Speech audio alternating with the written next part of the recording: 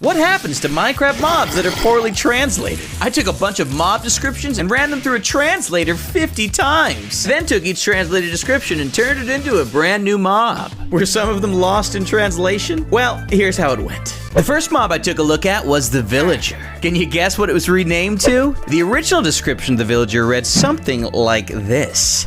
And after translation, it turned into citizen. Not a huge change, but still different. Living in a city, running their business, and multiplying. That'll be fun to play with. Their equipment depends on class and biomass. Players can use greens? Okay, we have a lot to work with. So, after some remodeling and redevelopment, I got this. As you can see, these two are similar, but don't be fooled. The citizen required some heavy changes. Since the villager model has its arms bonded together, I removed them and made brand new arms entirely. Otherwise, we'd have an armless villager citizen. Anyways, after that, I added an idle animation to make the arm sway and linked each arm to its opposite leg, so it would have a swing animation, just how we swing our opposite arm and leg in real life. I also went ahead and added some nose animation for some extra citizen flair. Well, let's go see how it turned out.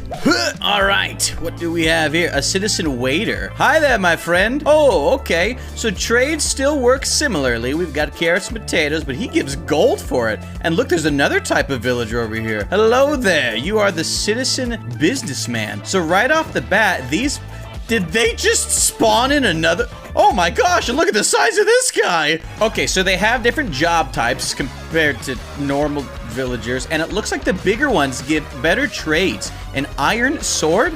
Yes, please. Oh, they're fighting. Right, why don't we, I'm gonna give them a B grade. After seeing the results from the villager, I decided to translate another friendly mob. One that could also join us on our adventures. The wolf. The wolf's original description is summarized as, and like werewolves, these mobs transformed into, okay, depending on how users interact with the balloon? Whoa! It can be designed and displayed in 3 ways. I'm having some ideas. The 3 different ways to display/design can reflect the 3 wolf states. I'm liking this. Big bad wolf. It'll have sharp and shiny lips with burning eyebrows. This is a lot to work with. Okay, the wolf was a ton of fun for us to make. While I attached the wolf to a balloon, and please no animals were harmed in the making of this, I made the wolf itself more balloon-like. Because the wolf is displayed in 3 different ways, I thought it'd be cool to have the wolf state reflected by each display. Basically, I made 3 texture variants of the wolf. Come on, let's go check it out. All right, translate wolf and...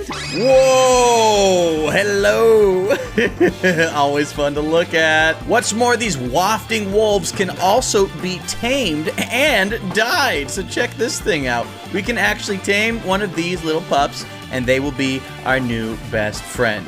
On top of that, we can actually dye them different colors as well. So we've got a yellow balloon. We've got a blue one, and most importantly, if we dye one of these balloons red, we get Ein, the big bad wolf. Bad news. Help me, yellow balloon. Help me, they're fighting now. Oh, he's angry. Oh, they're all getting mad. One more thing about the wolf. Sorry, the balloon.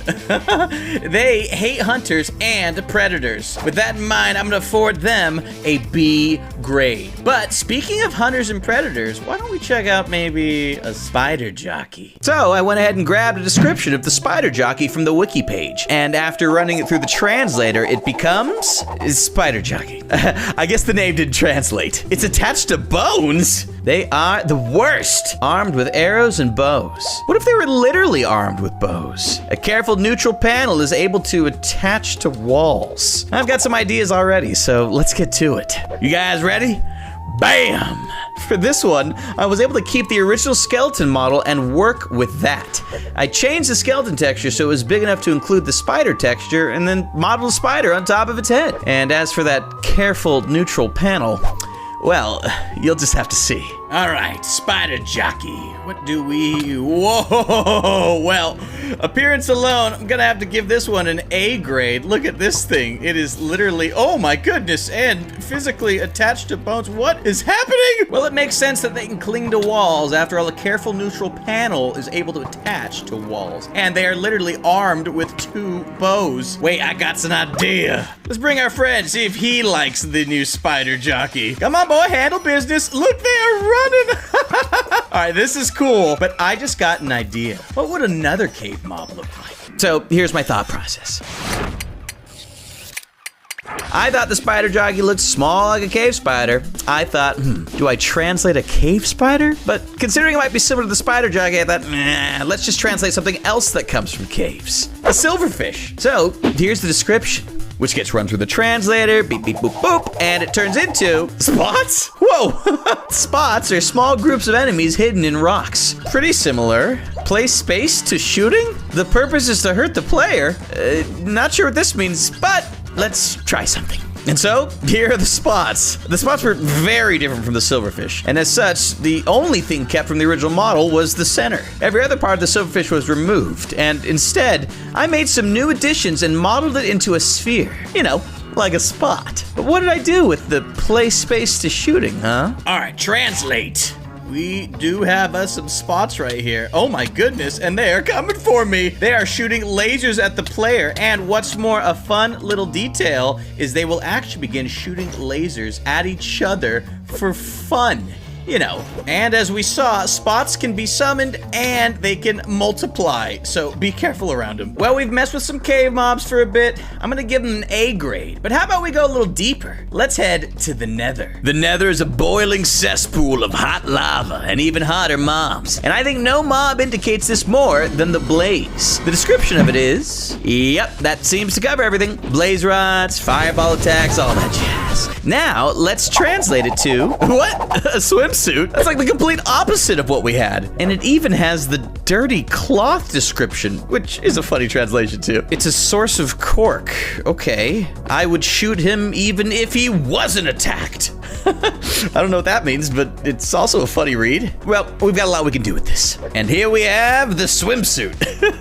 As you can see, it is very different from its counterpart, but you can still see a good bit of the resemblance. For this one, I needed a source of cork. So instead of blaze rods, I thought, why not grape juice bottles, since those have cork in them? I went ahead and removed the blaze head model so that way we could replace it with a swimsuit. I got some golden armor texture and copied that over to the blaze texture and used it to texture the swimsuit. Actually, let's just show that off in game.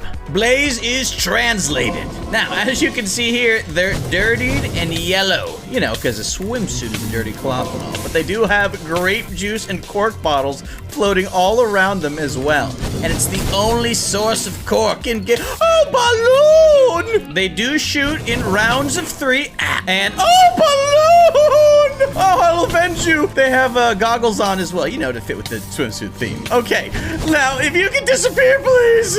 Haha, perfect. I'm gonna give them a C grade. But hey, let's go check out our next nether mob. And so, you may be wondering right now, which nether mob will I choose next? Well, the Strider is a good option, but I'm going with the Enderman because I like it. So we got this description. Looking pretty good.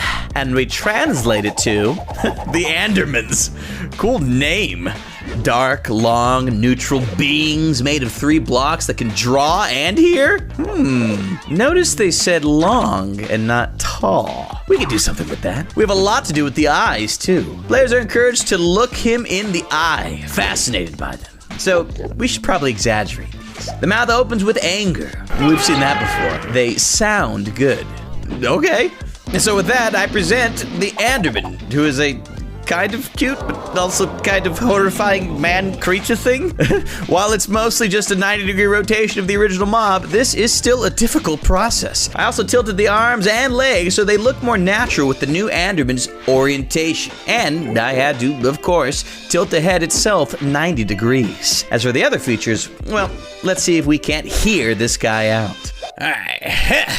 Oh yeah, this is the Enderman. I'm gonna give him an Enderman grade for now. Yes, we took it quite literally when we have them being long instead of tall. And as you can see right here, they drop redstone drawings, so to speak, all over the floor. And oh my goodness, that is terrifying. Their eyes are very big and mesmerizing, and they do create peaceful, pleasant sounds. Yes, they sure do. And if we attack them, well, they'll rotate their heads strangely and begin swimming at me.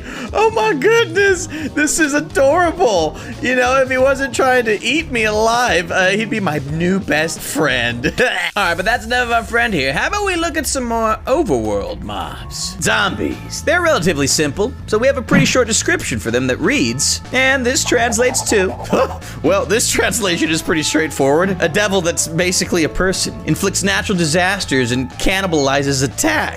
Now, I have a feeling this one's gonna be an easy process. And it was. For this one, all I had to do was retexture the zombie to be completely red, and for some flair, I added some gold details. I also created horn models and a trident, all of which are fiery. This fire could also build into the natural disaster aspect from the translation, which we can show off now. Well, hello there. Oh, they are fast. Oh my goodness. So these are the devils. And as you can see, they're painted red, have gold trim, and have horns as well.